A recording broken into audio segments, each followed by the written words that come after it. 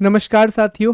कैसे हैं आप सभी लोग। उम्मीद करता हूं आप सब लोग बहुत अच्छे होंगे और आप लोगों की पढ़ाई भी बहुत अच्छे ढंग से आगे बढ़ रही होगी। साथियों, एक बार फिर से आप सभी का बहुत बहुत स्वागत है प्राचीन भारतीय इतिहास की सीरीज में, एंशियंट इंडियन हिस्ट्री की सीरीज में, जहां आज की क्लास में हम सातवाहन, इक्ष्वाकु, चेदी और वाकाटक वंश के बारे में पढ़ेंगे। पर उससे पहले जो बातें हमने कल पढ़ी थी, एक बार उनको रिकॉल करते हैं, उनको दोहराने की कोशिश करते हैं। तो कल हमने ये समझा था साथियों कि जब एक बहुत बड़े मौर्य साम्राज्य का पतन होता है तो छोटे छोटे राज्यों की उत्पत्ति होती है। भारत के मध्य और उत्तर पश्चिम वाले क्षेत्रों में विदेशी अर्थात यवन अर्थात ग्रीक राज्यों की उत्पत्ति होती है।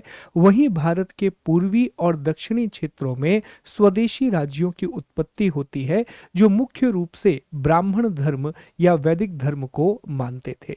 तो हमने ये देखा था साथियों कि इंडिया के सेंटर और नॉर्थ वेस्ट प्रोविंस में ग्रीक रूलर्स आते हैं, वहीं इंडिया के ईस्टर्न और सदर्न रीजन में हमें इंडिजिनस ब्राह्मण रूलर्स देखने के लिए मिलते हैं। इसी क्रम में हमने जाना था कि मौर्य वंश का अंतिम शासक बृहदत्त था।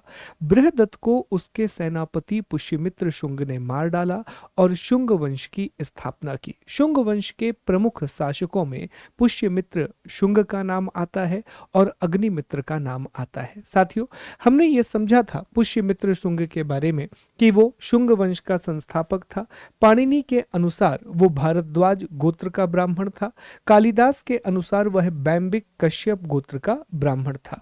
शुंगों के जो पूर्वज हैं वो उज्जैन से संबंधित थे। इन्होंने अपनी दो राजधानियां बनाई थी, एक पाटलिपुत्र और दूसरी विदिशा, जिसे बेसनगर कहा जाता है। हमने ये भी डिस्कस किया था कि पुष्यमित्र शुंग के पुरोहित का नाम पतंजलि था और उन्होंने 2 अश्वमेध यज्ञ करवाए थे। तो ये प्रश्न पूछा जाता है कि पतंजलि किसके प्रधान पुरोहित थे। तो जो पतंजलि हैं वो पुष्यमित्र शुंग के पुरोहित थे।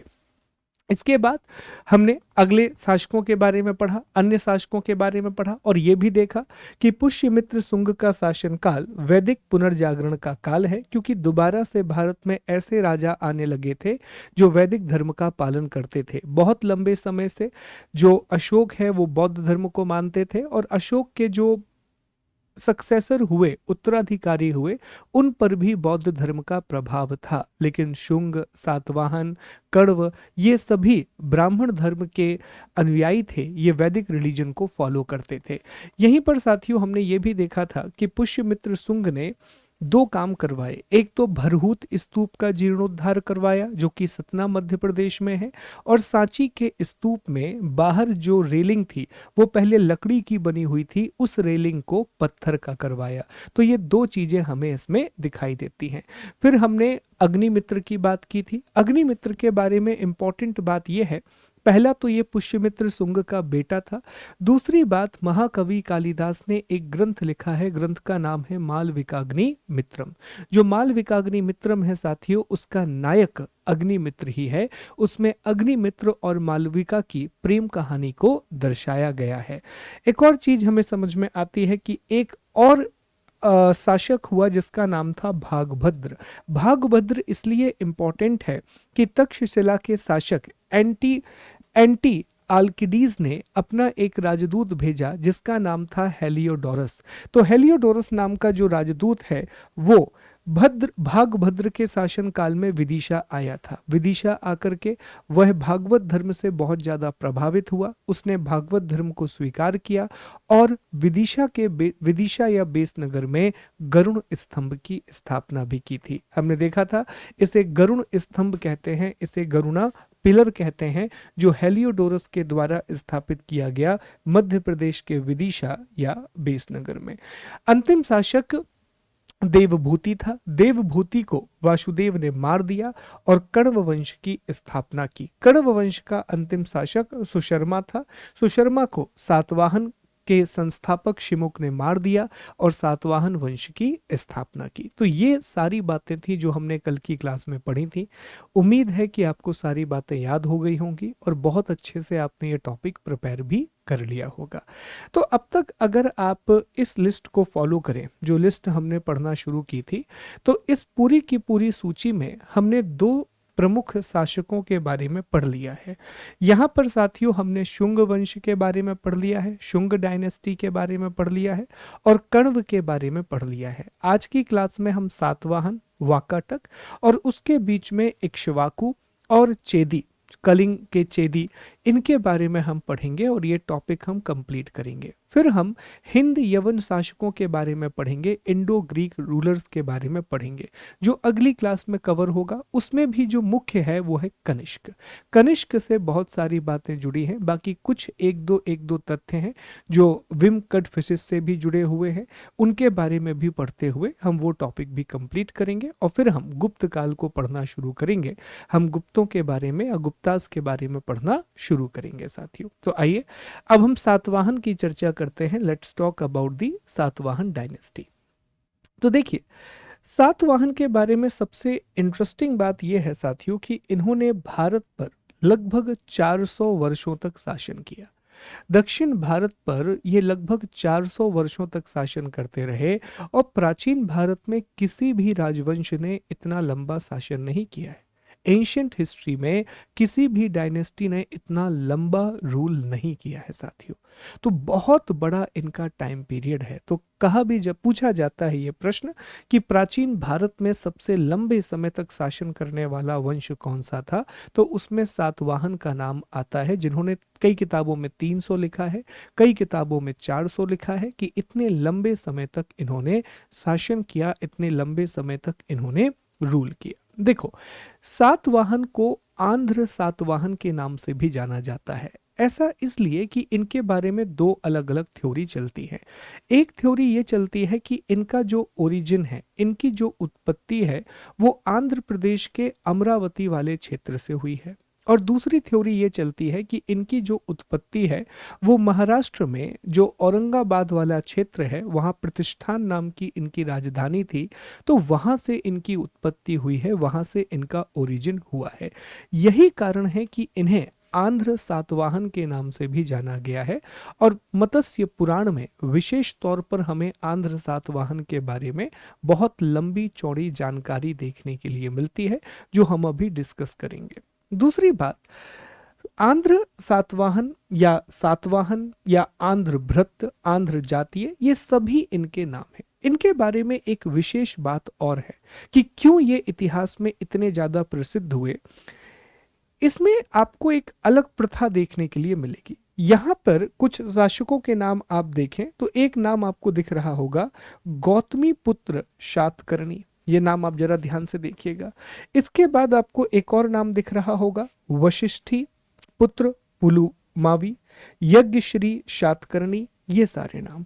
तो आंध्र सातवाहन वंश के राजाओं ने एक नई प्रथा शुरू की, वो अपने नाम के आगे अपनी माता का नाम लगाते हैं। तो कई बार हमें लगता है, क्या समाज मात्र सत्तात्मक हो गया था?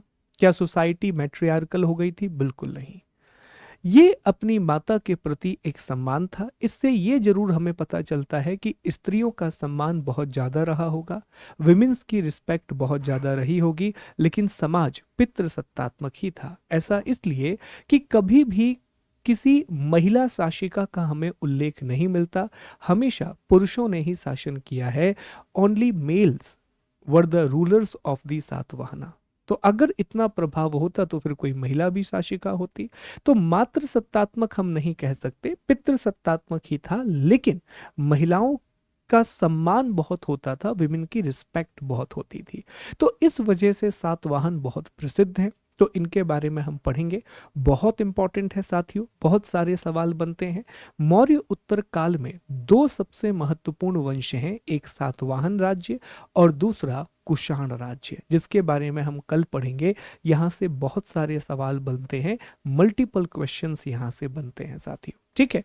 तो यहां आप समझें, सबसे पहला इसका शासक हुआ शिमुक। शिमुक जो है वो सातवाहन वंश का संस्थापक है। शिमुक जो है वो सातवाहन डायनेस्टी के फाउंडर थे। फिर जो प्रमुख शासक हैं उसमें शातकर्णी प्रथम, बहुत महान शासक हाल।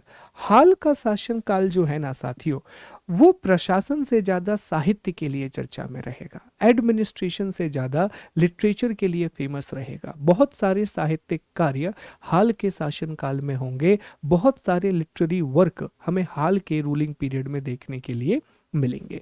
इसके बाद गौतमी पुत्र सातकर्णी सबसे महान शासक हुआ है ये। वशिष्ठी पुत्र पुलुमावी, यज्ञश्री सातकर्णी। यज्ञश्री सातकर्णी के बारे में कहा जाता है कि ये अंतिम महान शासक था। जैसे मौर्य काल में अशोक को अंतिम महान शासक कहा जाता है, उसी तरह सातवाहन में यज्ञश्री सातकर्णी को अंतिम महान शासक कहा जाता है। साथियों, अंतिम शासक जो हुआ वो पुलुमावी चतुर्थ हुआ। Pulumavi fourth was the last ruler of Satavahana. आपको जानकर के हैरानी होगी कि जब 400 वर्षों तक शासन किया है इन्होंने, तो 30 से भी अधिक राजाओं ने शासन किया है। More than 30 kings have ruled over the Satavahana region. हमें सिर्फ 4-5 के बारे में पढ़ना है। शिमुख सातकर्णी प्रथम, हाल, गौतमी पुत्र सातकर्णी, वशिष्ठी पुत्र पुलुमावी, यज्ञश्री सातकर्णी और अंतिम शासक पुलुमावी चतुर्थ, पुलुमावी द फोर्थ। ठीक है, आगे बढ़ने से पहले एक बार हम मैप देख लेते हैं। मैप से हमें जानकारी मिलेगी कि इनका विस्तार मुख्य रूप से कहां तक था। ये इनके एक्सट्रीम एक्सटेंशन को दर्शाता है कि एक समय तक इन्होंने इतने बड़े क्षेत्र पर अधिकार कर लिया था, एक समय पर इन्होंने इतने बड़े रीजन पर रूल करना शुरू कर दिया था। यहां भड़ौच नाम का बंदरगाह था, भड़ौच नाम का एक पोर्ट था जो इनका एक बहुत महत्वपूर्ण बंदरगाह था। इनकी राजधानी प्रतिष्ठान थी साथियों। ये जो प्रतिष्ठान आप देख रहे हैं यहां पर, ये इनकी कैपिटल थी और अमरावती भी इनकी एक राजधानी रही है। प्रतिष्ठान, जिसे पैठन के नाम से भी जाना जाता है, ये महाराष्ट्र में औरंगाबाद के पास वाला इलाका है। मुझे कमेंट करके जरूर बताइएगा कि हाल ही में औरंगाबाद का नाम बदल करके क्या रख दिया गया है साथियों। ठीक है, दूसरा आप समझें कि सातवाहनों के शासन काल में बहुत सारे राजा बीच में रहे हैं। जैसे सातवाहनों के समय आप देख पाए तो यहाँ कण्व का शासन देखने मिलेगा, ये कलिंग भी यहाँ रहे हैं, चोल भी हैं, पांड्य भी हैं। ठीक है, यहाँ ये जो इलाका है ये शकों का शासन है। शकों का पश्चिमी क्षत्रप शाखा, वेस्टर्न क्षत्रप ब्रांच यहाँ पर रूल करती थी। हम आगे पढ़ेंगे, ये कुषाण वंश भी यहाँ देखने मिलेगा, कुषाण का रूलर भी देखने मिलेगा। तो ऐसे अलग अलग शासक देखने के लिए मिलेंगे जिनके बारे में हम आगे पढ़ेंगे। हम ये जान पाएंगे कि जो शक हैं उनकी 5 शाखाओं ने भारत पर शासन किया है और जो शाखा उज्जैन वाले क्षेत्र में थी उसे पश्चिमी क्षत्रप कहा जाता था, वेस्टर्न क्षत्रप कहा जाता था। तो that we will discuss later on. तो हमें यहाँ परिचय पढ़ना है, प्रमुख शासक पढ़ने हैं और अन्य तथ्य। बाकी जो स्टोरी अभी मैंने आपको सुनाई है उसमें सारी महत्वपूर्ण बातें मैंने आपको बता दी कि क्यों सातवाहन इतने ज्यादा प्रसिद्ध हैं। तो चलिए साथियों, अब हम इनके बारे में पढ़ना शुरू करते हैं, सातवाहनों के बारे में पढ़ना शुरू करते हैं। सबसे पहले लगभग 400 वर्षों का लंबा शासनकाल रहा है। अप्रोक्सीमेटली 400 ईयर का एक लॉन्ग रूलिंग पीरियड रहा है सातवाहनों का। प्राचीन भारतीय इतिहास में यह सबसे ज्यादा माना गया है। एंशिएंट इंडियन हिस्ट्री में it is considered the longest ruling period by any dynasty. इसके संस्थापक का नाम, फाउंडर का नाम शिमुक था। शिमुक को सिंधुक और शिप्रक के नाम से भी जाना जाता है। मूल नाम शिमुक है, शिमुक के अलावा सिंधुक और शिप्रक के नाम से भी जाना जाता है। कण्व वंश के राजा सुशर्मा की हत्या करके सातवाहन वंश की स्थापना की थी। एक कण्व रूलर था जिसका नाम था सुशर्मा, उसको मार करके सातवाहन की स्थापना की थी। उससे पहले भी ये अलग अलग स्थानीय शासकों के रूप में काम कर रहे थे, रीजनल रूलर्स के रूप में ये काम कर रहे थे साथियों। दूसरी तरफ आप ये भी समझ पाएं कि मुख्य रूप से इन्होंने महाराष्ट्र, तेलंगाना और आंध्र प्रदेश पर शासन किया है, जिसमें वर्तमान मध्य प्रदेश का भी कुछ हिस्सा शामिल है। मध्य प्रदेश का दक्षिण पश्चिम का जो क्षेत्र था उस पर भी इन्होंने शासन किया है। पर मुख्य रूप से अगर आप पूछे तो महाराष्ट्र, तेलंगाना, आंध्र प्रदेश, फिर कर्नाटक का कुछ इलाका और मध्य प्रदेश का दक्षिण पश्चिम इलाका, इन क्षेत्रों पर इन्होंने शासन किया है, जो आप इस मैप से कनेक्ट भी कर सकते हैं। ठीक है, इस मैप से कनेक्ट कर सकते हैं। तो 3 जगह मेन रहे हैं, कौन कौन से? आंध्रा, तेलंगाना, महाराष्ट्र, बाकी मध्य प्रदेश और कर्नाटक के भी कुछ हिस्से इसमें शामिल थे।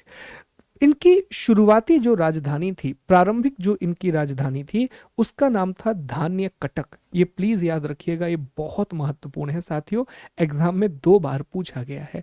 इनकी प्रारंभिक राजधानी का नाम था धान्य कटक, जो अमरावती आंध्र प्रदेश वाले क्षेत्र में है। एक बार मैं आपको मैप के थ्रू दिखाता हूं। ये जो क्षेत्र आप देख पा रहे हैं आंध्र प्रदेश में, ये अमरावती वाला रीजन है।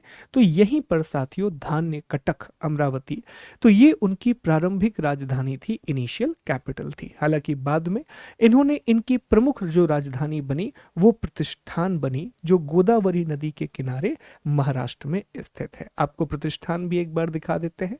वैसे हमने पहले भी प्रतिष्ठान की चर्चा की है।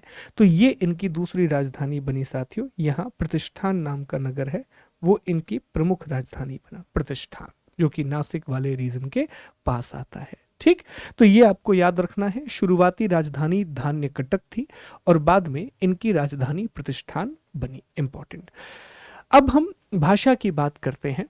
तो इनकी जो भाषा थी, इनकी जो लैंग्वेज थी साथियों, वो प्राकृत भाषा थी। इनकी जो औपचारिक भाषा थी, इनकी जो ऑफिशियल लैंग्वेज थी, वो प्राकृत थी और ये ब्राह्मी लिपि का प्रयोग करते थे। ये प्रश्न पूछा गया है कि सातवाहनों की औपचारिक भाषा क्या थी? What was the official language of Satavahana? तो प्राकृत भाषा और ब्राह्मी लिपि, प्राकृत लैंग्वेज एंड ब्राह्मी स्क्रिप्ट। क्योंकि हमें ये लगने लगता है कि अगर इसे हम वैदिक धर्म का पुनरुत्थान का काल कह रहे हैं, ये पूरा का पूरा पीरियड वैदिक रिलीजन के रिकंस्ट्रक्शन का फेज है, तो दिमाग में आ जाता है कि संस्कृत ही इनकी औपचारिक भाषा रहेगी। देखो, संस्कृत का सबसे अधिक विकास होगा गुप्त काल में। गुप्त काल में भयंकर विकास होगा संस्कृत का, एक्सट्रीम डेवलपमेंट होगा। यहाँ अभी भी जो सातवाहन है, ये प्राकृत भाषा और ब्राह्मी लिपि का इस्तेमाल कर रहे हैं, प्राकृत लैंग्वेज एंड ब्राह्मी स्क्रिप्ट का यूज कर रहे हैं। एक और बात आप समझिएगा साथियों कि इनकी जानकारी हमें मुख्य रूप से मत्स्य पुराण से मिलती है और मत्स्य पुराण में 30 राजाओं का उल्लेख किया गया है। अब यहां से प्रश्न बन जाता है कि मत्स्य पुराण का संबंध मुख्य रूप से किस वंश से रहा है? तो सातवाहन से रहा है। सातवाहन राजाओं की, 30 राजाओं की जानकारी हमें मत्स्य पुराण से मिलती है। अब जल्दी से कमेंट कीजिएगा और बताइएगा कि मौर्यों की जानकारी में या मौर्यों के संबंध में हमने कौन से पुराण की चर्चा की थी? तो वो भी मत्स्य से ही मिलता जुलता है, लेकिन जरूर बताना कि सर विष्णु पुराण, किस पुराण की चर्चा हमने मौर्यों के बारे में की थी, तो बताएंगे। फिर अब प्रमुख सातवाहन राजाओं की अगर हम बात करें तो समझेंगे जरा कि क्या क्या बातें रही। इन्होंने उत्तर और दक्षिण भारत के बीच में एक सेतु का काम किया। They worked as a bridge between north and south India. ठीक है, ये बात आपको याद रखना है। एक और इनका जो चिन्ह रहा है, इसे उज्जैन चिन्ह कहा जाता है, उज्जैन सिंबल कहा जाता है, जो इस तरह का होता था, जिसमें इस तरह से लकीर होती थी, 4 गोलाकार आकृतियां होती थी। ये इनका औपचारिक चिन्ह है। इसको लेकर के हालांकि बहुत डाउट है, बहुत सी ऐसी किताबें हैं जो इसको रेक्टिफाई नहीं करती, जो इसको सही नहीं मानती, तो चिन्ह को लेकर के सवाल नहीं पूछा जाता। तो एक बार हम सारी चीजों को रिकॉल कर लेते हैं, जो जो हमने पढ़ा है, फिर हम आगे बढ़ेंगे। तो साथियों, सबसे पहला पॉइंट तो हमने यही पढ़ा कि सर इन्होंने 400 वर्षों से भी अधिक समय तक शासन किया। दे ruled more than 400 years ago. Sir यहाँ पर लगभग 30 राजाओं ने शासन किया है, 30 किंग्स ने यहाँ रूल किया है, जिसकी जानकारी हमें मत्स्य पुराण से मिलती है। इसके संस्थापक का जो नाम है, जो फाउंडर है, वो शिमुक है, शिमुक। और शिमुक ने कण्व वंश के अंतिम शासक सुशर्मा को मार करके सातवाहन की औपचारिक स्थापना की थी। हमने ये भी देखा कि इनकी जो भाषा है वो क्या रही है साथियों? प्राकृत। बोला करो जब मैं बोलता हूँ, बोलने से चीजें याद हो जाती हैं। और वहीं इनकी जो लिपि है, वहीं इनकी जो स्क्रिप्ट है साथियों, वो ब्राह्मी रही है। तो ब्राह्मी इनकी लिपि का नाम है और प्राकृत इनकी भाषा का नाम है। यहीं पर हम ये भी देख पाए कि ये वो लोग हैं जिन्होंने उत्तर और दक्षिण के बीच में एक ब्रिज का काम किया। इनकी शुरुआती राजधानी धान्य कटक थी। धान्य कटक वाला जो क्षेत्र है, ये आंध्र प्रदेश में है, आंध्र प्रदेश में है साथियों। और वहीं बाद में प्रतिष्ठान इनकी मुख्य राजधानी बनी, जो महाराष्ट्र में। अब पता है ये चीजें कैसे काम आ जाती हैं। यूपीएससी में एक सवाल आया बुद्धिज्म से रिलेटेड, और उसमें धान्य कटक शब्द का इस्तेमाल किया था। उसने बस ये पूछा था कि एक बौद्ध प्रतिमा हमें धान्य कटक से मिली है, बौद्ध स्तूप धान्य कटक से मिला है, तो धान्य कटक कहाँ पर है। अब मान लो कि आप बुद्धिज्म में ये नहीं पढ़ पाए, क्विज में भी डला है वो क्वेश्चन, आप लगाइएगा बुद्धिज्म की। मान लो आप वहां पर मैंने आपको नहीं पढ़ाया, तो यहां तो पढ़ा दिया धान्य कटक कहां पर है। तो वहां भले ही वो बुद्धिज्म का सवाल है, क्योंकि अमरावती बौद्ध धर्म के केंद्र के रूप में भी स्थापित होगा, अमरावती एक बुद्धिस्ट सेंटर के रूप में डेवलप होगा इस समय पर, धान्य कटक वाला जो क्षेत्र है। तो मान लो वहां प्रश्न पूछा गया, हमने यहां पढ़ लिया, तो क्या हर्ज है, हमें तो आंसर देना है। तो ये सारी बातें ना कनेक्ट हो जाती है ना किसी रूप में, तो याद रखना है। ठीक है साथियों, संस्थापक के बारे में पढ़ लिया, कैपिटल पढ़ ली, मत्स्य पुराण से जानकारी मिलती है, ये सारी बातें हमने पढ़ ली। चले अब हम एक एक राजा के बारे में पढ़ेंगे, और सबसे पहले हम चर्चा करेंगे शातकर्णी प्रथम, जो इस वंश का पहला महान शासक माना जाता है, जिसे इस डायनेस्टी का फर्स्ट प्रोमिनेंट रूलर माना जाता है। आइए शातकर्णी प्रथम के बारे में जानते हैं। देखो, शातकर्णी प्रथम के बारे में जो जानकारी हमें मिलती है वो इनकी पत्नी नागनिका के नाना घाट अभिलेख से मिलती है, जो महाराष्ट्र के पुणे जिले के जुन्नार में स्थित है। ये जो आप देख रहे हैं साथियों, मैं एक बार मैप में आपको सारी चीजें दिखाता हूं। तो ये हमारा महाराष्ट्र है, महाराष्ट्र में यहाँ पुणे है, पुणे, ठीक है, पुणे। अब पुणे में साथियों जब आप देखेंगे तो एक जगह है जुन्नार, जुन्नार। तो जुन्नार में ही हमें नाना घाट अभिलेख मिलता है, नाना घाट इंस्क्रिप्शन मिलता है, जिसे नायनिका अभिलेख भी कहा जाता है। नायनिका अभिलेख, या इसी को नागनिका अभिलेख भी कहा जाता है, नागनिका इंस्क्रिप्शन भी कहा जाता है, एक ही नाम है। चाहे आप नाना घाट अभिलेख बोल दीजिए, चाहे आप नागनिका अभिलेख बोल दीजिए, चाहे नायनिका अभिलेख बोल दीजिए। साथियों, सातवाहन वंश में दो अभिलेख बहुत जरूरी हैं। सातवाहन डायनेस्टी में there are two inscription that are very very important. First is Nana Ghat inscription, Nana Ghat अभिलेख। Second is Nashik inscription, Nashik अभिलेख। अब यही मैं आपको बता देता हूं कि जो नाना घाट अभिलेख है, यह शातकर्णी प्रथम की पत्नी नागनिका ने अंकित करवाया था। The Nana Ghat inscription was inscribed by the wife of Satakarni first, Naganika, also called Nayanika. वहीं जो नासिक अभिलेख है वो गौतमी सातकर्णी की माता गौतमी बलश्री ने अंकित करवाया था। Where is the Nashik inscription is inscribed by the mother of Gautami Satakarni, Balashri Gautami और गौतमी बलश्री। तो दोनों अलग अलग हैं, दोनों डिफरेंट है, और हमेशा एग्जामिनर आपको कंफ्यूज करेगा। तो मेरे प्यारे साथियों, ये प्लीज याद रखना कि नाना घाट अभिलेख किससे संबंधित है, शातकर्णी प्रथम से संबंधित है। इसे शातकर्णी प्रथम की पत्नी नागनिका या नायनिका ने बनवाया था, जो महाराष्ट्र के पुणे जिले में जुन्नार में स्थित है। यह अभिलेख इसलिए इंपॉर्टेंट है कि यह भारत में भूमि अनुदान का सबसे पहला साक्ष्य है। It is the first evidence of land grants in India, first evidence of land grants to Brahmin in India. अभी तक ब्राह्मणों को या दूसरे लोगों को कभी भी भूमि दान नहीं दी जाती थी। जनरली क्या होता था, एक जगह है या फिर कुछ विहार विहार बनवा दिया, अब प्रॉपर लैंड डोनेट किया जाएगा, प्रॉपर तरीके से बिल्कुल भूमि अनुदान दी जाएगी, ब्राह्मणों को भूमि अनुदान दी जाएगी, बुद्धिस्ट मॉन्क को भूमि दान दी जाएगी, जैन साधुओं को भी भूमि दान में दी जाएगी। तो इसका पहला साक्ष्य जो हमें मिलता है वो सातवाहन से मिलता है। यहां से ही भूमि अनुदान की प्रक्रिया शुरू होती है, और विद्वानों को, साधुओं को, संतों को कई बार 10-10, 50-50, 100-100 गांव दान में दे दिए जाते थे। और यहीं से माना जाता है कि भारत में सामंतवाद की शुरुआत हुई, जिससे आगे जाकर के प्राचीन भारत में गुप्त काल का पतन भी हुआ। यहीं से माना जाता है इंडिया में फ्यूडलिज्म की शुरुआत हुई, जो बहुत ज्यादा अफेक्ट किया गुप्ताज और उसके आगे के राज्यों को। क्यों सर? हमने किसी व्यक्ति को 100 गांव दे दिए, और जब किसी को गांव दिया जाता था ना, तो उससे कहा जाता था कि अब यहाँ पे सब कुछ तुमको संभालना है, प्रशासन भी तुम संभालोगे। हालांकि बेसिक रूल राजा के ही चलते थे, लेकिन जनरली तुम यहाँ के सर्वे सरवाओ, जितना भी टैक्स आएगा तुम कलेक्ट कर लेना, थोड़ा बहुत हिस्सा अगर होगा तो राज्य को देना पड़ेगा। कुछ तो ब्रह्मदेय जैसी जमीन मिलती है। ब्रह्मदेय तो ऐसी जमीन होती थी साथियों, जिस पर किसी भी प्रकार का कोई भी कर नहीं लिया जाता था। ब्रह्मदेय ऐसी जमीन होती थी जिस पर किसी भी प्रकार का कोई भी कर नहीं लिया जाता था। तो धीरे धीरे वहां उन्होंने छोटे छोटे राज्य बना लिए, और जब कमजोर शासक आए तो इन्हीं सामंतों ने उन राजाओं को अलग करके किंग मेकर की भूमिका बनाना शुरू कर दिया।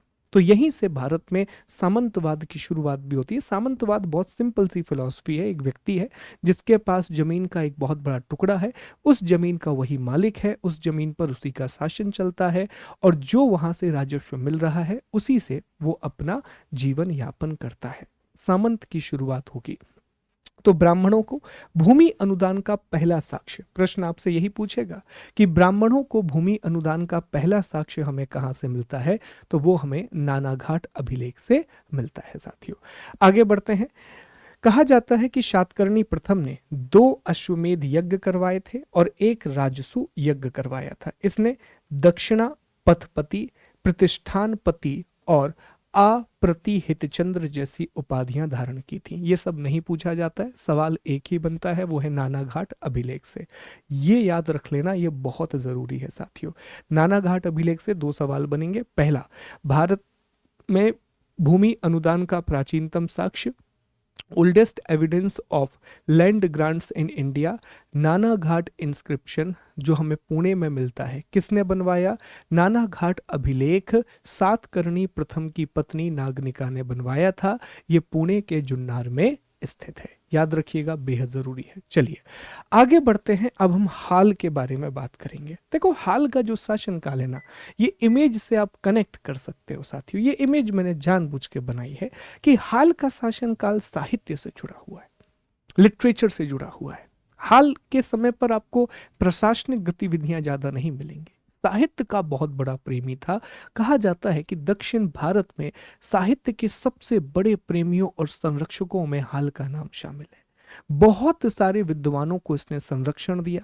इसके समय पर सैकड़ों की संख्या में अलग अलग ग्रंथों की स्थापना हो, और ये खुद एक बहुत बड़ा विद्वान था। ये खुद भी एक बहुत बड़ा स्कॉलर था। हाल ने एक बहुत प्रसिद्ध किताब लिखी है, गाथा सप्तशती। कोई भी व्यक्ति जो एग्जाम की थोड़ी बहुत तैयारी कर चुका है वो जानता होगा कि सर ये सवाल कितनी बार एग्जाम में पूछा जा चुका है कि गाथा सप्तशती नाम की पुस्तक किसके द्वारा लिखी गई। तो सातवाहन राजा हाल ने ये किताब लिखी थी साथियों। ठीक है, हाल के द्वारा। तो सातवाहन का 17वां शासक था और ये महान कवि था। ये 17th सातवाहन रूलर था और एक बहुत ही ग्रेट पोएट था। इसने साथियों जो किताब लिखी है वो है गाथा सप्तशती। गाथा सप्तशती नाम की किताब लिखी प्राकृत भाषा में, जिसमें प्रेम और शिव के बारे में चर्चा की गई है। प्रेम और शिव आराधना का उल्लेख किया गया है। भाषा भी याद रखिएगा, प्राकृत, जो कि सातवाहनों की औपचारिक भाषा है, जो कि सातवाहनों की ऑफिशियल लैंग्वेज है। इसके अलावा इनके दरबार में भी बहुत सारे महान लोग रहते थे। एग्जाम्पल, गुणाढ्य। महान गुणाढ्य इन्हीं के दरबार में रहते थे, जिन्होंने बृहत कथा नाम की पुस्तक लिखी है। दूसरा, सर्ववर्मन, संस्कृत के महान विद्वान। प्राचीन भारत में संस्कृत के महान विद्वानों में पाणिनि का नाम आता है, आचार्य पाणिनि। आचार्य पतंजलि का नाम आता है, और वहीं आचार्य सर्ववर्मन का नाम आता है, जिन्होंने साथियों कातंत्र नाम की पुस्तक लिखी, जो संस्कृत व्याकरण की एक महान पुस्तक है, one of the greatest work on the Sanskrit grammar. तो एक याद रखेंगे कि सर्ववर्मन की एक किताब रही है जिसका नाम है कातंत्र, जो कि संस्कृत व्याकरण की किताब थी। वहीं हाल की जो रानी है, इनका नाम साथियों मलयवती था और ये संस्कृत की बहुत महान ज्ञाता थी। तो इनकी जो पत्नी थी मलयवती, वो भी संस्कृत की बहुत बड़ी स्कॉलर थी। तो प्लीज हाल से संबंधित 3 तथ्य हमेशा याद रखना जब तक एग्जाम की तैयारी कर रहे हो। हाल सातवाहनों का राजा था। हाल ने एक किताब लिखी जिसका नाम है गाथा सप्तशती। गाथा सप्तशती ये प्राकृत भाषा में लिखी गई किताब है, प्राकृत लैंग्वेज में लिखी गई किताब है, जिसमें प्रेम और भगवान शिव आराधना के बारे में बताया गया है। Love and the prayer of Shiva is defined in the गाथा सप्तशती। उसके अलावा इनके दरबार में गुणाढ्य थे, जिन्होंने बृहत कथा नाम की पुस्तक लिखी, और सर्ववर्मन थे, जिन्होंने संस्कृत व्याकरण की किताब लिखी जिसका नाम था कातंत्र। ये प्लीज याद रखेंगे, it's very very very important. ठीक है जी, चलो आगे बढ़ते हैं। इमेजेस इसलिए कि थोड़ा कनेक्ट कर पाओगे आप लोग, ऐसा मत समझना कि राजा लोग ऐसे ही दिखते थे ये सब कुछ, तो इमेजेस हैं हम यूज कर रहे हैं बस, ताकि थोड़ा इंटरेस्ट बना रहे आपको पढ़ने में। इसके बाद आते हैं सातवाहन वंश के सबसे महान राजा, greatest ruler of Satavahana dynasty, greatest ruler of Satavahana dynasty, जिनका नाम है गौतमी पुत्र शातकर्णी। यहां से एक परंपरा की भी शुरुआत होगी कि सातवाहन शासक अपने नाम के पहले अपनी माता का नाम लगाना शुरू करेंगे। गौतमी बलश्री इनकी माता का नाम था, तो इनका नाम पड़ा गौतमी, गौतमी पुत्र शातकर्णी। ठीक है जी, चलो इनके बारे में पढ़ते हैं। तो ये सातवाहन के 23वें और सबसे महान राजा हुए, 23rd and greatest Satavahana ruler, सबसे महान राजा हुए। इन्होंने लगभग संपूर्ण दक्षिणा पथ पर सातवाहनों का प्रभुत्व स्थापित किया। इन्होंने लगभग इंटायर डेक्कन रीजन पर सातवाहनों का डोमिनेंस एस्टैब्लिश किया। अभी मैंने आपको एक मैप दिखाया था और बताया था कि एक समय ऐसा आएगा कि इनकी सीमाएं तमिलनाडु केरल तक से टच हो जाएंगी। वो इन्हीं के शासनकाल में होगा, बहुत विस्तार होगा, एक्सट्रीम एक्सपेंशन होगा। और इनके बारे में जो जानकारी हमें मिलती है वो नासिक अभिलेख से मिलती है।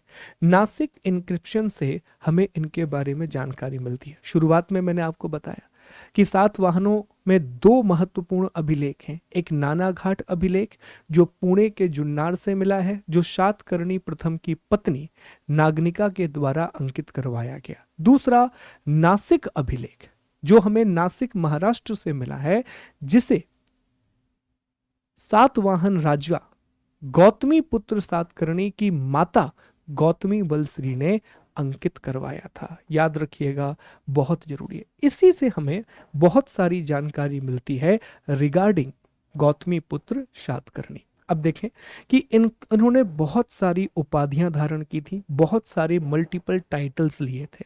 उपाधियों में सबसे एक पहली उपाधि है एकमात्र ब्राह्मण और अद्वितीय ब्राह्मण, ओनली ब्राह्मण और यूनिक ब्राह्मण, जो ये बता रहा है कि जिस तरह पुष्यमित्र सुंग ने दोबारा से वैदिक धर्म का पुनरुत्थान किया, उसकी पुनर्स्थापना का प्रयास किया, इसी तरह से गौतमी पुत्र सातकर्णी ने भी वैदिक धर्म के पुनरुद्धार के लिए बहुत सारे काम किए, वैदिक रिलीजन के रीजुविनेशन के लिए बहुत सारे काम किए। एक और नाम वर्ण व्यवस्था का रक्षक, यह एग्जाम में पूछा जाता है। किस राजा को वर्ण व्यवस्था का रक्षक कहा गया? वेदों का आश्रयदाता। ये 2 प्रश्न पूछे जाते हैं साथियों कि किस राजा को वर्ण व्यवस्था का रक्षक और वेदों का आश्रयदाता कहा गया? पैट्रॉन ऑफ वेदा। उसके अलावा कुछ और नाम है, जैसे आगमन निलय, बाकी इंपॉर्टेंट नहीं है वो नहीं भी, जैसे एक नाम है खतिया पमान मदनम, ये इंपॉर्टेंट नहीं है। क्षत्रियों के दर्प को दूर करने वाला, जो इंपॉर्टेंट है वो यही है, एकमात्र ब्राह्मण, अद्वितीय ब्राह्मण, वर्ण व्यवस्था का रक्षक और वेदों का आश्रयदाता। ये सबसे महत्वपूर्ण नाम है। मैं रिपीट करूंगा, एकमात्र ब्राह्मण, अद्वितीय ब्राह्मण, वर्ण व्यवस्था का रक्षक और वेदों का आश्रयदाता। ये सबसे महत्वपूर्ण नाम होंगे, ये सबसे इंपॉर्टेंट नाम होंगे साथियों, जो आपको याद रखना है, that you need to remember. ठीक है, चलिए आगे बढ़ते हैं, कुछ और बातें हम पढ़ते हैं। ये देखिए नासिक प्रशस्ति है, महाराष्ट्र में नासिक की गुफाएं जिन्हें पांडव लेनी की गुफाएं भी कहा जाता है। ये याद रखना, ये एग्जाम में मुझे लगता है पूछा जा सकता है कि पांडव लेनी की गुफाएं कहाँ पर हैं। तो जो पांडव लेनी की केव्स हैं ये नासिक महाराष्ट्र में है साथियों, ये प्लीज याद रखिएगा। ये उसी अभिलेख के कुछ अंश हैं जो यहाँ दिखाए गए हैं, ये वो पांडव लेने की गुफाएं हैं साथियों। इन्हीं गुफाओं में आपको नासिक अभिलेख मिलेगा, नासिक इंस्क्रिप्शन मिलेगा। एक और जानकारी याद रखना कि शहरात वंश के शासक नहपान को हराया था गौतमी पुत्र सातकर्णी ने। जो नहपान है वो शहरात वंश का शासक था साथियों। जो शहरात वंश है ये पश्चिमी क्षत्रपों की एक शाखा थी जो शक राजवंश ने शासन किया। तो जो हमने डिस्कस किया था ना साथियों कि यहाँ पर अगर आप देखें मैप में, तो मैप में हमने बताया था कि ये जो क्षेत्र है ये वाला जो रीजन है, यहाँ पर वेस्टर्न क्षत्रप जो शकों की एक शाखा है वो रूल करते थे। इन्हीं की एक शाखा और थी जिसे शहरात कहा जाता था, जिसे शहरात कहा जाता था। तो यहाँ का एक राजा था नहपान। नहपान को हराया किसने था? तो नहपान को हराया था गौतमी पुत्र सातकर्णी ने। नहपान को हराया था गौतमी पुत्र सातकर्णी ने, ये याद रखिएगा, सवाल पूछा जाता है। जैसा हमने कहा कि ऐसा नहीं है कि सिर्फ ब्राह्मणों को ही दान दिया गया, बौद्ध और जैन साधुओं को भी बड़ी मात्रा में दान दिया गया था। बुद्धिस्ट और जैन मॉन्क थे, उन्हें भी बड़ी मात्रा में दान दिया गया। जैसे नरजक और अजा कलकीय नाम के दो गांव थे जो बौद्ध संघ को दान में दे दिए गए, जो बुद्धिस्ट काउंसिल को डोनेट कर दिए गए थे। तो ये महत्वपूर्ण बातें हैं गौतमी पुत्र सातकर्णी के बारे में। तो अभी तक हमने क्या पढ़ा? अभी तक हम 3 राजाओं के बारे में पढ़ चुके हैं। सबसे पहले हमने सातकर्णी प्रथम के बारे में पढ़ा, जिसकी जानकारी हमें उसकी पत्नी नागनिका के नानाघाट अभिलेख से मिलती है। 2 बार उसने अश्वमेध यज्ञ करवाया था। दक्षिणापथेश्वर की उपाधि भी उसने धारण की थी, नहीं दक्षिणापथपति की उपाधि भी धारण की थी। फिर हमने हाल के बारे में पढ़ा, 17वां शासक था और एक महान कवि था। हाल ने प्राकृत भाषा में गाथा सप्तशती नाम की किताब लिखी। उनके दरबार में रहने वाले गुणाढ्य ने बृहद कथा लिखी और सर्ववर्मन ने कातंत्र नाम की संस्कृत व्याकरण की किताब लिखी। तीसरे राजा के रूप में हमने गौतमी पुत्र सातकर्णी के बारे में पढ़ा, जो 23वें और सबसे महान शासक हुए। इनकी पूरी जानकारी इनकी माता गौतमी बलसरी के द्वारा लिखे गए नासिक अभिलेख से मिलती है। नासिक अभिलेख हमें पांडव लेने की गुफा नासिक से प्राप्त होता है, जिसमें अलग अलग उपाधियां दी गई हैं, जैसे एकमात्र ब्राह्मण, अद्वितीय ब्राह्मण, वेदों का आश्रयदाता, वर्ण व्यवस्था का रक्षक। गौतमी पुत्र सातकर्णी ने शक राजा नहपान को हराया था, सीथियन रूलर नहपान को डिफीट किया था। शकों की शहरात शाखा से नहपान आता था, शकों की शहरात ब्रांच से नहपान का संबंध था। चलिए साथियों आगे बढ़ते हैं, अन्य राजाओं के बारे में पढ़ते हैं। तो अगला राजा है वशिष्ठी पुत्र पुलुमावी। वशिष्ठी पुत्र पुलुमावी, ये भी एक महान राजा हुए साथियों, ये भी एक बहुत इंपॉर्टेंट रूलर हुए, वशिष्ठी पुत्र पुलुमावी। तो देख पाए इनकी एक उपाधि है जहां से प्रश्न पूछा जाता है दक्षिणापथेश्वर। ये बहुत इंपॉर्टेंट फैक्ट है, यहां से प्रश्न पूछा गया है कि सातवाहन वंश के कौन से राजा थे जिन्होंने दक्षिणापथेश्वर की उपाधि ली थी। उसके अलावा इन्हें एक और उपाधि दी गई थी, आंध्र सम्राट, और पुराणों में इन्हें पुलोमा कहा गया है। तो आंध्र सम्राट कह लीजिए या पुलोमा कह लीजिए या दक्षिणापथेश्वर कह लीजिए, ये सारी उपाधियां, ये जो सारे टाइटल हैं, ये वशिष्ठी पुत्र पुलुमावी से संबंधित है। इनकी जानकारी हमें कन्हेरी अभिलेख से मिलती है, कन्हेरी इंस्क्रिप्शन से मिलती है साथियों, और उसमें लिखा हुआ है कि शक राजा रुद्रदामन ने वशिष्ठी पुत्र पुलुमावी को हरा दिया था। तो शक रूलर रुद्रदामन, शकों का बहुत महान राजा होगा रुद्रदामन, जिसने जूनागढ़ का अभिलेख भी अंकित करवाया, मतलब उसमें जानकारी लिखवाई अलग से। रुद्रदामन की बेटी से फिर इसने विवाह कर लिया और दोनों के बीच में संधि हो गई साथियों। एक और प्रश्न जो वशिष्ठी पुत्र पुलुमावी से बनता है कि इसके सिक्कों पर 2 पतवार वाले जहाज थे।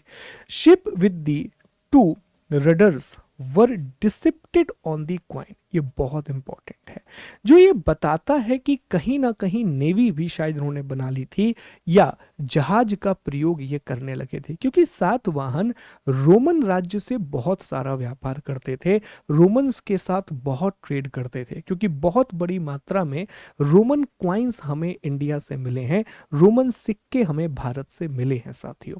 तो ये प्लीज याद रखना, दो फैक्ट यहां से बनते हैं।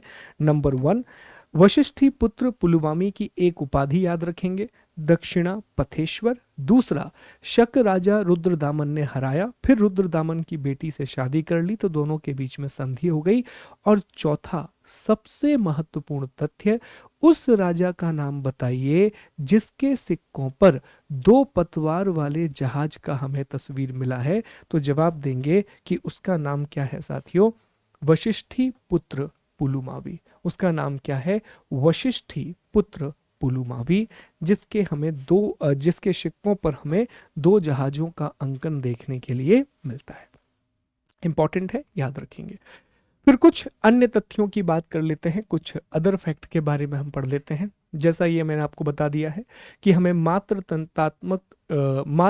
तंत्रात्मक ढांचे का आभास मिलता है, क्योंकि राजाओं के नाम उनकी माताओं के नाम पर रखने की परंपरा थी, लेकिन सातवाहन पितृ तंत्रात्मक ही थे, क्योंकि राज्य सिंहासन का उत्तराधिकारी पुत्र ही होता था।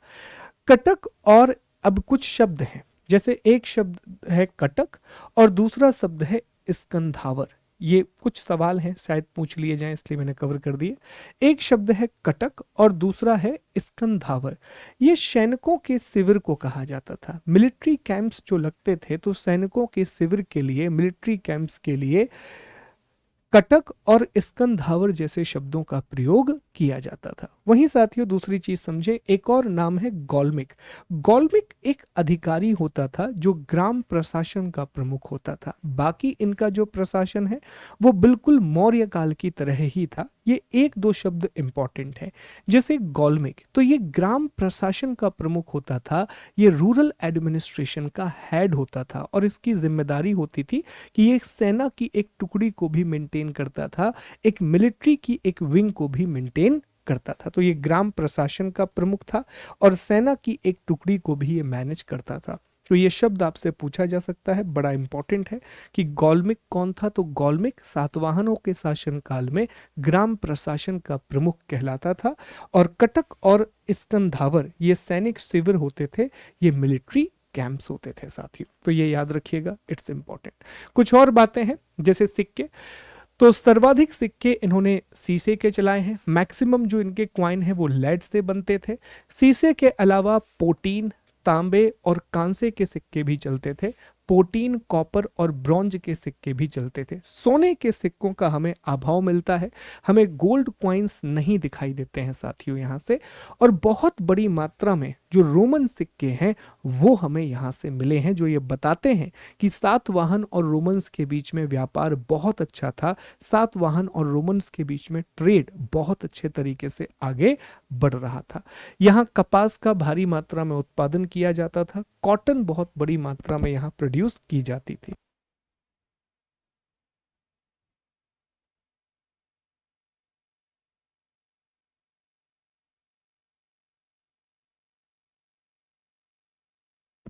ठीक है जी। तो अधिकांश सिक्के हमें शीशे के मिले हैं, अर्थात लेड के मिले हैं। पोटीन में क्या होता था कि सीसा, तांबा, कांसा, इन सब को मिला दिया जाता था। सोने के सिक्कों का अभाव है, और रोमन सिक्के बहुत बड़ी मात्रा में हमें यहाँ से मिलते हैं। कुछ और फैक्ट हैं, जैसे प्रमुख बंदरगाह भड़ोच था जो गुजरात में आता है, इनका इंपॉर्टेंट था। आंध्र प्रदेश में नागार्जुन कोंडा और अमरावती, धन्य काटक, सातवाहन और इक्ष्वाकु के काल में बौद्ध संस्कृति के प्रमुख केंद्र बन गए। अब ये चीजें क्या है ना कि आजकल चीजें जो है ना उसमें स्टेटमेंट वाले सवाल आ जाते हैं, तो अभी ये स्टेटमेंट के रूप में लिख देगा। अब हमारे दिमाग में ये फिट हो जाता ना पढ़ते पढ़ते कि अरे यार, गौतमी पुत्र सातकर्णी तो अपने आप को वर्ण व्यवस्था का रक्षक बोल रहा है, वो तो अपने आप के बारे में कह रहा है कि मैं तो वेदों का आश्रयदाता हूं। हमें तो ये भी लगने लगता है कि भूमि सिर्फ ब्राह्मणों को ही दान दी जाती थी। इसलिए मैंने क्लियर किया कि ऐसा नहीं है कि सिर्फ ब्राह्मणों को भूमि दान दी जा रही है। जैन और बौद्ध साधुओं को भी भूमि दान में दी जाती थी। उसी तरह आपको याद रखना है साथियों कि इस समय आंध्र प्रदेश में नागार्जुन कोंडा, धान्य काटक, अमरावती ये बौद्ध धर्म के प्रमुख केंद्र बन गए। दक्षिण भारत में बुद्धिज्म के बहुत इंपॉर्टेंट केंद्र बन गए। धान्य काटक, अमरावती में तो हमें स्तूप भी देखने के लिए मिलता है, चैत्य भी देखने के लिए मिलता है। ठीक है, तो ये स्टेटमेंट याद रखना, ये इंपॉर्टेंट है। ये कुछ जानकारी है। जैसे पुणे महाराष्ट्र में कार्ले और बेटसे की गुफाएं बनाई गई, जहां कार्ले चैत्य का निर्माण भी किया गया। ये एग्जाम में पूछा जा चुका है। कार्ले चैत्य कहाँ था? हमने पहले ही आपको बताया है कि विहार वो जगह होती थी जहां पर बौद्ध भिक्षु रहते थे, और चैत्य वो जगह होती थी जहां वो पूजा पाठ करते थे। तो कार्ले चैत्य कहाँ स्थित है? तो कार्ले चैत्य और बेडसे गुफाएं ये पुणे महाराष्ट्र में स्थित है। ये प्रश्न पूछा जा चुका है, इंपॉर्टेंट है। वहीं साथियों, सातवाहन शासकों ने अजंता और एलोरा में भी कुछ गुफाओं का निर्माण करवाया है। देखो, अजंता और एलोरा की गुफाएं ऐसी हैं जिसमें सातवाहन, फिर राष्ट्रकूट, वाकाटक, बहुत सारे शासकों का योगदान रहा है। मल्टीपल रूलर्स का कंट्रीब्यूशन रहा है। तो सातवाहनों का भी योगदान अजंता और एलोरा की गुफाओं में रहा है, जो महाराष्ट्र में पाए जाते हैं। तो ये एक प्रश्न याद रखेंगे। कार्ले चैत्य कहाँ स्थित है? पुणे महाराष्ट्र में कार्ले चैत्य स्थित है साथियों। तो ये प्रमुख बातें थी, और इसी के साथ हमारा सातवाहन वंश समाप्त होता है, सातवाहन डायनेस्टी समाप्त होती है। अब आने वाले 10 मिनट में हम इक्ष्वाकु, चेदी और वाकाटक के बारे में भी पढ़ लेते हैं। हालांकि वाकाटक गुप्तोत्तर काल में पढ़ा जाता है, पर साथ में दिया हुआ था तो हमने कहा खत्म करते हैं, आगे थोड़ी बहुत चर्चा कर लेंगे। ठीक है, तो एक और छोटा सा वंश आता है इक्ष्वाकु वंश। देखो, इक्ष्वाकु वंश बहुत सारे हुए हैं भारत में। एक प्राचीन काल का इक्ष्वाकु वंश है जो रामायण काल से भी जुड़ता है। लेकिन ये जो इक्ष्वाकु वंश जिसके बारे में हम बात कर रहे हैं, ये वो है साथियों जो हमें प्राचीन काल में देखने या एंशिएंट हिस्ट्री के लेटर पीरियड में देखने के लिए मिलता है। यहाँ इस जगह पर इनका मुख्य रूप से शासन था। तो इक्ष्वाकु वंश के संस्थापक का नाम शांति मूलक था। श्री शांति मूलक के द्वारा इक्ष्वाकु वंश की स्थापना की गई। पुराणों में इन्हें श्री पर्वतीय के नाम से और आंध्र भृत्य के नाम से बुलाया गया है। आंध्र भृत्य का नाम सातवाहन के लिए भी इस्तेमाल किया गया है, तो ये एग्जाम में नहीं पूछेगा। ये जरूर पूछेगा कि श्री पर्वतीय किसे कहा गया है, तो इक्ष्वाकु वंश के राजाओं को श्री पर्वतीय कहा गया है। शासक बनने से पहले ये सातवाहनों के यहाँ सामंत थे। देखिए, हमने बताया था ना कि जो भूमि अनुदान की प्रथा है ये अल्टीमेटली सामंतवाद को जन्म देगी, और जो शक्तिशाली सामंत होंगे, जो पावरफुल सामंत होंगे, वो राज्य की स्थापना कर लेंगे, वो स्टेट को डेवलप कर लेंगे साथियों। ठीक है, ये पुरुष जो हैं वो ब्राह्मण धर्म को मानती थी, हालांकि महिलाएं जो हैं वो बौद्ध धर्म को मानती थी, इंपॉर्टेंट नहीं है। इनकी राजधानी नागार्जुन कोंडा थी, जिसे विजयपुरी भी कहा जाता था आंध्र प्रदेश में। तो आंध्र प्रदेश में ही इक्ष्वाकुओं का शासन रहा। श्री शांति मूलक ने स्थापना की। इन्हें पुराणों में श्री पर्वतीय भी कहा गया है। इनकी राजधानी नागार्जुन कोंडा अर्थात नागार्जुन कोंडा थी, जो आंध्र प्रदेश वाले क्षेत्र में स्थित है। तो ये है इक्ष्वाकु डायनेस्टी, यह है इक्ष्वाकु वंश। यहां तक उम्मीद करता हूं साथियों आपको सारी बातें समझ में आ रही होंगी। ठीक है जी। इसी तरीके से एक और राजवंश हुआ, ये कलिंग, उड़ीसा वाले रीजन में, जिसे चेदी राजवंश कहा जाता है। चेदी के बारे में हमने पहले भी चर्चा की है, क्योंकि हमने चेदी वंश के महान राजा खारवेल की चर्चा पहले की है। और खारवेल के हाथी गुम्फा अभिलेख से ही आपको पता है साथियों कि हमें भारतवर्ष का पहला उल्लेख देखने के लिए मिलता है, that we have discussed earlier. तो जो अशोक की मृत्यु के बाद प्रथम शताब्दी ईसा पूर्व में कलिंग में चेदी राजवंश का उदय हुआ, इसकी जानकारी हमें हाथी गुम्फा अभिलेख से मिलती है, जो भुवनेश्वर उड़ीसा में है। खारवेल इस वंश के प्रतापी राजा थे, जो जैन धर्म के महान अनुयायी थे, और उन्होंने उड़ीसा की उदयगिरी की पहाड़ियों में जैन अनुयायियों के लिए गुफा का निर्माण करवाया था। उदयगिरी की जो पहाड़ियां हैं साथियों, वो मध्य प्रदेश में भी स्थित है, पर यहाँ जो हम उदयगिरी की बात कर रहे हैं वो उड़ीसा में है। तो खारवेल चेदी वंश के राजा थे जिन्होंने हाथी गुम्फा अभिलेख का अंकन करवाया। उसी हाथी गुम्फा अभिलेख से हमें खारवेल की जानकारी मिलती है, कलिंग की जानकारी मिलती है, और उसी खारवेल हाथी गुम्फा अभिलेख में हमें यह मिलता है कि जो खारवेल थे वो चेदी वंश के महानतम राजा थे जो जैन धर्म के अनुयायी थे, और जैन साधुओं के लिए इन्होंने उदयगिरी की गुफाओं में शैलाश्रयों का निर्माण करवाया था। तो ये छोटे छोटे राजवंश हैं, दो इनके बारे में याद रखना। ये हाथी गुम्फा अभिलेख है साथियों, ये हाथी गुम्फा इंस्क्रिप्शन है पूरा का पूरा, और ये उदयगिरी की केव्स हैं। ठीक, अब आता है एक और वंश, थोड़ा सा बड़ा है, 10-15 मिनट हमें लगेंगे, उसको 10 मिनट ही लगेगा, इतना ज़्यादा नहीं। वाकाटक वंश, वाकाटक डायनेस्टी। ठीक है, अब ये सारी बातें ना मैं पढ़ा चुका था कल, आपको बताया ना कि कल की क्लास में जो घटना मेरे साथ घटित हुई थी, तो ये सब मैंने एक लेक्चर में बना दिया था कि दो अलग अलग लेक्चर ना आए, पर अब दो अलग अलग लेक्चर आ गए तो चलेगा, कोई बात नहीं है। तो ये सब मैं पढ़ा चुका था। तो आइए आगे बढ़ते हैं और पढ़ते हैं वाकाटक वंश के बारे में, वाकाटक डायनेस्टी के बारे में। एक बात और है यार, आज का दिन ना बहुत बुरा रहा है मेरे लिए, काफ़ी सारी चीज़ें ना कल से बुरी बुरी हो रही हैं, back to back back to back. जैसे एक तो पहला आपको पता है कि हमारा लेक्चर थोड़ा सा ख़राब हो गया। अब लेक्चर ख़राब होने के बाद मुझे बहुत अर्जेंट काम से दिल्ली जाना था, सुबह मेरी फ़्लाइट थी और मैं उठ ही नहीं पाया साथियों, और रिटर्न की भी फ़्लाइट थी। तो एक तो पैसा भी बर्बाद हुआ, और उससे भी बड़ी चीज़ ना मेरा काम नहीं हो पाया, बहुत इंपॉर्टेंट काम था। आपको बताया था ना कि एक दिन बाद लेक्चर आएगा, लेकिन ये एक दिन पहले ही आ गया क्योंकि मैं जा नहीं पाया। फिर यहाँ तक चीज़ें ख़राब हुई। फिर तीसरा काम हुआ कि मैं क्लास ले रहा था और हमारा इन्वर्टर ख़राब हो गया पूरा। अब बिना इन्वर्टर के क्लास कैसे होगी, कभी भी लाइट चली जाएगी। तो फिर मैंने, वो तो अच्छा रहा कि उस समय मैं 10 ही मिनट रिकॉर्ड करवाया था और इन्वर्टर ख़राब हुआ, तो 10 मिनट की रिकॉर्डिंग तो ठीक है, चलो माना। अब यहाँ तक मामला रुका नहीं साथी, उसके बाद चौथा मामला शुरू होता है। चौथा मामला शुरू हुआ कि मेरा माइक खराब हो गया। अभी ये जो माइक मैंने लगा रखा है, ये हमारे एक मित्र हैं, वो भी यही कंपनी का माइक यूज़ करते हैं, तो उनसे मैं लेकर के आया। तो ये वायर जो है ना उसका खिंच गया होगा किसी वजह से। तो बैक टू बैक, एक तो आर्थिक तंगी, कई बार बोलते हैं गरीबी में आटा गीला, कि बहुत सारी चीज़ें मैंने अभी खुद से शुरू की है।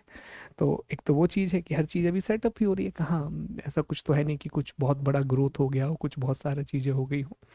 पर बैक टू बैक बहुत सारी चीज़ें ना मेरे साथ कल से अब तक ख़राब हो गई हैं। पर फिर भी मैं कोशिश किया कि चलो क्लास लेते हैं, थोड़ी पॉजिटिविटी आ जाती है अगर मैं क्लास ले लेता हूँ। और फिर हमेशा की तरह ना साथियों, मेरी एक सोच रहती है कि कितना भी बुरा हुआ, बहुत अपसेट भी था यार आज, मतलब 2-3 घंटे तो मैं बैठा रहा, क्योंकि जब बहुत सारी चीज़ें ख़राब होती है तो बुरा भी लगता है। पर एट द एंड फिर मैंने सोचा कि चलो कुछ ना कुछ अच्छा तो होगा, क्लास ही लेते हैं, क्लास ही आगे बढ़ाते हैं। अभी क्लास जब मैंने लेना शुरू किया ये रिकॉर्डिंग वगैरह की, तब जाके थोड़ा मन को शांति मिल रही है। तो ऐसा दिन आपके साथ भी आते होंगे, मैं बिल्कुल मान के चल रहा हूँ कि ऐसी श्रृंखला शुरू हो जाती है चीज़ें खराब होने की, डायनेमो इफेक्ट बोलते हैं। तो जब भी ऐसा भी कोई पल आए ना, तो आप अपना फेवरेट काम किया करो, जो भी आपको अच्छा लगता है। मुझे बहुत अच्छा लगता है पीपीटी बनाना, क्लास लेना, तो फिर मैंने वही किया अपना मन लगा करके। और अब ठीक है, धीरे धीरे करके मैं दिमाग से वो चीज़ें निकाल रहा हूँ और चीज़ों को ठीक करने की कोशिश कर रहा हूँ। पर इतनी सारी चीज़ें बैक टू बैक हो गई आज 1-2 दिनों के अंतराल में। तो अब ठीक है, अब देखते हैं आगे क्या होता है। अभी ये हमारे यहाँ बोलते हैं कि शनि की 7.5 लग गई लगता है तुम्हें, तो देखते हैं ये 7.5 कल तक उतरती है या नहीं उतरती है। अब चीज़ें बस ख़राब ना हो भाई, अब बस सब कुछ सही तरीके से हो जाए, ये वीडियो की फाइल करप्ट ना हो, यूट्यूब पे सही तरीके से चला जाए, दैट्स इट, यही उम्मीद है। ठीक है जी, चलिए तो हम वाकाटक डायनेस्टी के बारे में पढ़ते हैं, वाकाटक वंश के बारे में पढ़ते हैं। इन्होंने भी लगभग 200 सालों तक शासन किया, और इनके शासनकाल के बारे में एक बहुत इंटरेस्टिंग बात है साथियों, ये बिल्कुल गुप्त शासकों के समकालीन ही शासन करेंगे। गुप्त का शासन हमें उत्तर भारत में दिखेगा, नीचे वाकाटक, और इनके बीच में शकों का शासन था। और अभी मैं आपको एक कहानी भी सुनाऊंगा कि गुप्त वंश के एक राजा थे चंद्रगुप्त द्वितीय। चंद्रगुप्त द्वितीय की बेटी का नाम था प्रभावती। तो उन्होंने अपनी बेटी प्रभावती का विवाह किया था वाकाटक राजा रुद्रसेन द्वितीय से। रुद्रसेन द्वितीय एक वाकाटक राजा थे जिनकी शादी चंद्रगुप्त द्वितीय की बेटी प्रभावती गुप्त से हुई थी। तो आप कहेंगे सर ये शादी क्यों की उन्होंने? ये शादी इसलिए की क्योंकि वाकाटक एक बहुत अच्छा जरिया था शकों को हराने का। क्योंकि देखो यहां पर गुप्त काल, यहां पर गुप्तों का शासन है, यहां वाकाटक का शासन है, बीच में है ये शक। तो अगर दोनों फ्रंट से अटैक कर दिया जाए तो काम बहुत आसानी से बन सकता था। तो चंद्रगुप्त द्वितीय ने इसी सोच के साथ शादी की थी और ऐसा हुआ भी।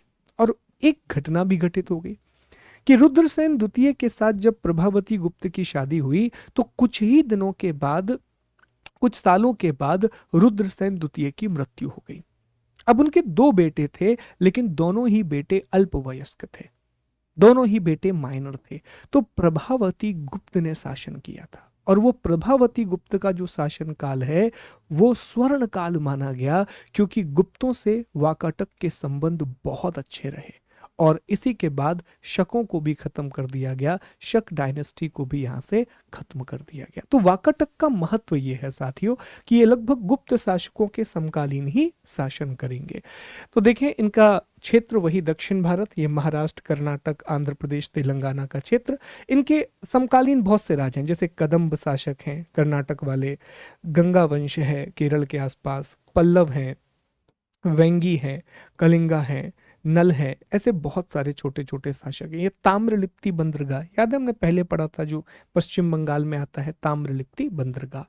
ठीक है, अब देखते हैं इसके संस्थापक का नाम है विंध्य शक्ति। ये याद रखिएगा, बड़ा महत्वपूर्ण है। सीधा सवाल पूछा जाता है कि वाकाटक वंश के संस्थापक का नाम क्या था, तो विंध्य शक्ति। इनके पूर्वज 7 वाहनों के अधीन बरार के स्थानीय शासक हुआ करते थे। जो बरार है, विदर्भ है, उसके ये स्थानीय शासक हुआ करते थे, उसके ये लोकल रूलर्स हुआ करते थे। ठीक है, प्रवरसेन प्रथम, रुद्रसेन, पृथ्वीसेन, प्रवरसेन द्वितीय, पृथ्वीसेन द्वितीय, ये महत्वपूर्ण शासक हुए। प्रवरसेन प्रथम ने सम्राट की उपाधि धारण की थी और 4 अश्वमेध यज्ञ किए थे। प्रवरसेन के बाद जो वाकाटक है वो 2 अलग अलग शाखाओं में बट गया, एक प्रधान शाखा और दूसरी बासीय शाखा। प्रधान शाखा में प्रमुख शासक हुए रुद्रसेन प्रथम, प्रभावती गुप्ता का संरक्षण काल जो कहानी मैंने आपको सुनाई, प्रवरसेन द्वितीय, नरेंद्र सेन और पृथ्वी सेन द्वितीय, ये अंतिम शासक आते हैं। ये वही कहानी है जो मैंने आपको अभी सुनाई थी। वाकाटक वंश में प्रवरसेन द्वितीय ने एक मराठी प्राकृत काव्य लिखा, सेतुबंध। ये याद रखिएगा, बहुत जरूरी है। पूछा जाता है कि सेतुबंध की रचना किसने की थी? महान मराठी प्राकृत काव्य है सेतुबंध, जिसकी रचना वाकाटक के राजा प्रवरसेन द्वितीय के द्वारा की गई थी। एक और कहानी है साथियों, यह माना जाता है कि प्रवरसेन द्वितीय जब सेतुबंध की रचना कर रहे थे तो उसमें उन्हें मदद की आवश्यकता थी। तो चंद्रगुप्त द्वितीय के दरबारी कवि महाकवि कालिदास वाकाटक के राज्य में आकर के रहे। वहां पर उन्होंने न सिर्फ सेतुबंध में संशोधन किया बल्कि यहीं पर उन्होंने अपनी एक महान किताब लिखी, मेघदूतम। यहीं पर उन्होंने अपनी एक महान किताब लिखी, मेघदूतम। तो अब लेकिन कुछ इतिहासकार इसको सही नहीं मानते, पर ठीक है, सवाल एक ही बनता है यहाँ सेतुबंध से, दूसरा सवाल बनता है प्रभावती गुप्त से। यही 2 सवाल बनते हैं और यही बात आपको वाकाटक के बारे में याद रखनी है। तीसरा पॉइंट यह है साथियों कि वाकाटक राजा पृथ्वीसेन द्वितीय के सामंत व्याध देव ने पन्ना मध्य प्रदेश में नचना कुठार का पार्वती मंदिर बनवाया था। याद है हमने पहले भी पढ़ा था जब हमने शाक्त संप्रदाय के बारे में पढ़ा था, और कहा जाता है कि यह भारत के प्राचीनतम पत्थर के मंदिरों में से एक है। It is one of the oldest stone temple of India. ठीक है, दूसरा, अजंता में 16, 17 और 19वीं गुहा में भी इनका योगदान रहा है। तो याद क्या रखना है? तो वाकाटक वंश में सबसे पहला पॉइंट याद रखना है संस्थापक विंध्य शक्ति। ये गुप्त के समकालीन दक्षिण भारत में शासन करते रहे। इसमें प्रभावती गुप्ता का काल आएगा क्योंकि चंद्रगुप्त द्वितीय की बेटी थी प्रभावती गुप्त, जिनकी शादी रुद्रसेन द्वितीय के साथ हुई, लेकिन रुद्रसेन द्वितीय का देहांत तो हो गया। प्रवरसेन द्वितीय का शासनकाल साहित्य के लिए महत्वपूर्ण रहेगा। प्रवरसेन द्वितीय ने खुद खुद एक काव्य लिखा सेतुबंध, और प्रवर सेन द्वितीय के सेतुबंध का संशोधन महाकवि कालिदास ने किया था। व्याघ्रदेव जो कि पृथ्वी सेन द्वितीय के समय एक सामंत थे, इन्होंने पन्ना मध्य प्रदेश में नचना कुठार नाम के मंदिर की स्थापना की थी। तो साथियों, इसी के साथ हमारा मौर्य उत्तर काल का एक हिस्सा कंप्लीट होता है, एक पार्ट कंप्लीट होता है। उम्मीद है कि ये बात आपको समझ में आई होगी और टॉपिक बहुत अच्छे से क्लियर हुआ होगा। बहुत ध्यान से इसका क्विज अटेम्प्ट कीजिएगा, बेहद ज़रूरी है साथियों। एक बात और मैं बता दूं कि ये हमारा टेलीग्राम चैनल है जहां आपको पीडीएफ मिल जाएगी, तो पीडीएफ के लिए टेलीग्राम चैनल को ज्वाइन कीजिएगा। दूसरा, ये हमारी खुद की एप्लीकेशन है शुभम गुप्ता एकेडमी, ये हमारा कॉन्टैक्ट नंबर है साथियों, जहां पर बहुत अच्छे अच्छे कोर्सेज चल रहे हैं। एक एमपीपीएससी फाउंडेशन का कोर्स है अभियान के नाम से, जो 2027 के लिए है, जिसमें हम प्रारंभिक और मुख्य परीक्षा की तैयारी करेंगे। रिसेंटली हमने एमपीपीएससी प्रीलिम्स के लिए लक्ष्य नाम का एक बैच लॉन्च किया है। उसके अलावा मेरा खुद का एक एमपीपीएससी के लिए हिस्ट्री इकोनॉमी स्पेशल का बैच है, और एक बैच है जीके जीएस का बैच। रिसेंटली हमारे एक मित्र ने कहा कि टेट का कोई एग्जाम आ रहा है वर्ग 1 का, तो मैंने उसके सवाल देखे थे, आप भी देखिएगा, सारे सवाल यहाँ से आपके अटेम्प्ट हो जाएंगे। तो ये किसी भी परीक्षा की तैयारी आप कर रहे हो, चाहे आप एसएससी की तैयारी कर रहे हो, किसी स्टेट की प्रीलिम्स की तैयारी कर रहे हो, दरोगा की तैयारी कर रहे हो, दिल्ली पुलिस की तैयारी कर रहे हो, कोई भी एग्जाम जहाँ जीएस आता हो, वो कोर्स आपके लिए बहुत हेल्पफुल रहेगा। तो कोई भी डाउट है तो आप कॉल कर सकते हैं, नंबर दिया गया है। मिलते हैं आप लोगों से, अपना ख्याल रखिए। अगली क्लास में हम कुषाणों के बारे में पढ़ेंगे। जय हिंद, जय भारत।